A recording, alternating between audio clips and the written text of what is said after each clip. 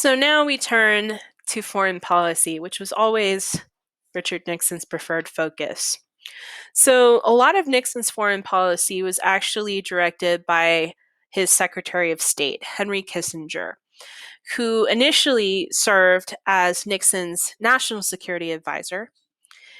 And Kissinger, still alive as of the recording of this podcast in April 2020, gets a lot of credit and also blame for Nixon's policies in the 1970s.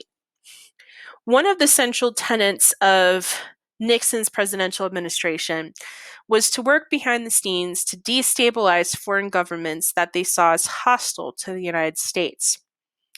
So this means employing the CIA, mostly in Asian and Latin American nations, to engage in covert operations to undermine leaders that they saw as too radical or dangerous, and thus continuing this earlier trend that we had seen in the Eisenhower, Kennedy, and Johnson administrations of using the CIA to go in and overthrow or undermine foreign governments that were seen as disagreeing with the United States.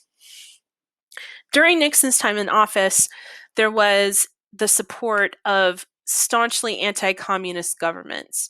And again, this continues early trends that we really only care if our allies are anti-communist. We don't so much care if they treat their people humanely, right? If they have a good record on human rights. As long as they're anti-communist, we'll provide you with military training and aid. And one of the more disastrous examples of this happens in Chile. After the democratic election of the socialist Salvador Allende in 1970, the CIA supported a military coup led by General Augusto Pinochet in 1973, which overthrew and killed Allende and suspended democracy in Chile until the end of the 1980s. This is a very devastating time period in Chilean history. This is also one of many reasons that people argue that Kissinger should still be held accountable for these actions in international courts for what they consider to be the equivalent of war crimes. Now, Nixon can do that, and Nixon and Kissinger can do that in some nations, but with the big players in the Cold War, particularly China and the Soviet Union, you can't just send in the CIA to undermine them.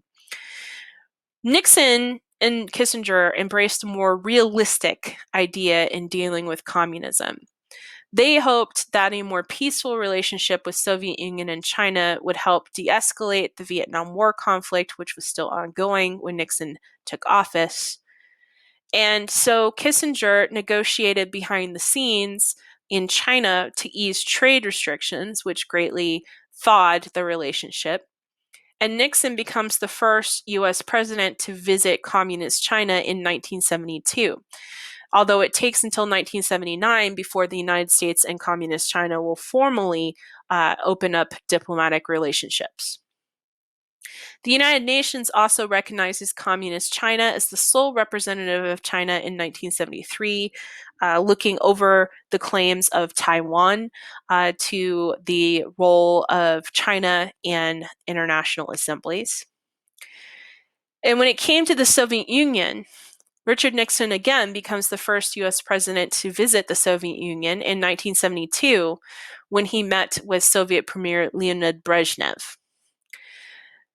The Soviet Union and the United States came to agreements called SALT, the Strategic Arms Limitation Talks, in 1969, in which they agreed to limit development of new weapons, although the SALT Treaty did nothing to address stockpiling more of the existing weapons.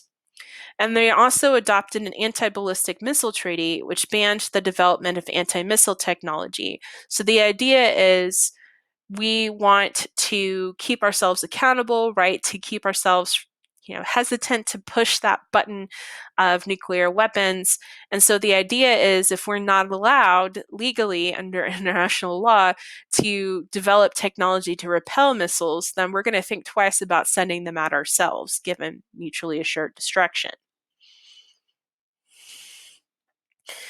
One of Nixon's biggest focuses, and one of, in fact, the campaign issues he ran on in 1968, is getting us out of the Vietnam War. So Nixon publicly embraced a strategy which he called Vietnamization. So the idea was that we would get American troops out of Vietnam by shifting the burden of the fighting to South Vietnamese troops. And in pursuit of this, Nixon declared the Nixon Doctrine in 1969, which said that the United States would aid anti-communist forces in Asia. However, in exchange, these nations would have to bear the brunt of ground fighting. So, in other words, we're going back to this Kennedy-esque policy of lending aid, money, and supplies and training, but you got to do the fighting yourselves. Nixon initially continues Johnson's bombing halt on North Vietnam in 1968, but does continue ground combat. And then the United States also gets involved in Cambodia. The United States sends troops into Cambodia and Laos, which are nations that border Vietnam, to target the North Vietnamese there. Unfortunately, U.S. invasion of Cambodia and Laos end up destabilizing politics in both nations and contributes to the rise of the communist Khmer Rouge regime in Cambodia, which carried out genocide against the Cambodian people. Anti-war protests grew during Nixon's time in office. Particularly, anti-war populist protests exploded in popularity at college campuses. In 1970, 350 colleges held anti-war protests, and 21 campuses actually had protests of a big enough scale that they experienced occupation by government troops. The two deadliest clashes, however, in 1970 were at Jackson State and Kent State.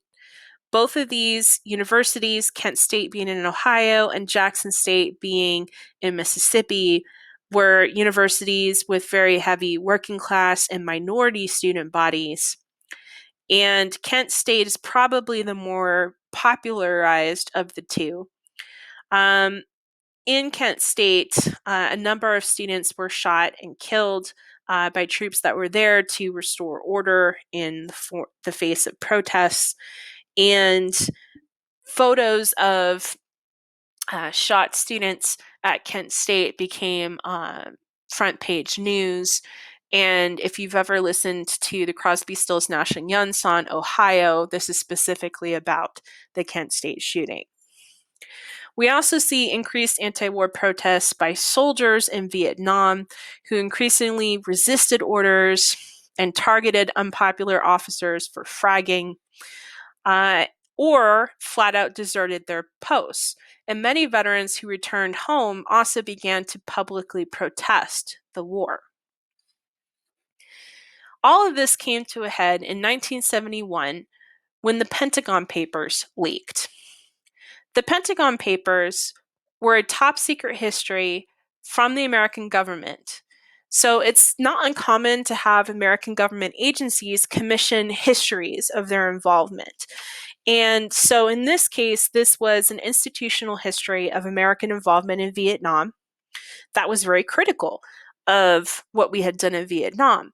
And what was meant to be an internal history of the Vietnam War leaked to the press because of Daniel Ellsberg, an anti-war activist who worked in national security. To try to stop the leaks and to undermine the credibility of Ellsberg, Nixon utilized his own personal intelligence unit, the nicknamed Plumbers, to ransack Ellsberg's psychiatrist's office to try to get his records, to intimidate Ellsberg into silence. The Supreme Court rejected Nixon's request for a court injunction to stop the release of the Pentagon Papers. And the release of these Pentagon Papers made it very clear to the public just how dire the situation was in Vietnam and how much unsupported the war was even by official government agencies. American involvement in Vietnam will draw to a close in 1972 and 1973. The Easter Offensive of 1972 showed the limits of Vietnamization, Nixon escalated the war further in December of 1972 with round-the-clock bombing campaigns, and finally both sides start talking peace in early 1973. The peace treaty that was signed in 1973 agreed to an American withdrawal. And by 1975, Vietnam was finally reunified after South Vietnam was invaded by the North Vietnamese. At the end of the Vietnam War, 3.5 million Americans served, 58,000 died, 2,000 were missing, and 150,000 were wounded. On the Vietnamese side, an estimated 3 to 4 million Vietnamese were killed in the war. The United States had spent hundreds of millions of dollars on this conflict, and the involvement in Vietnam will actually create much more caution in the United States over involving American military overseas, what becomes nicknamed as Vietnam Syndrome, an increasing reluctance to deploy troops unless absolutely necessary.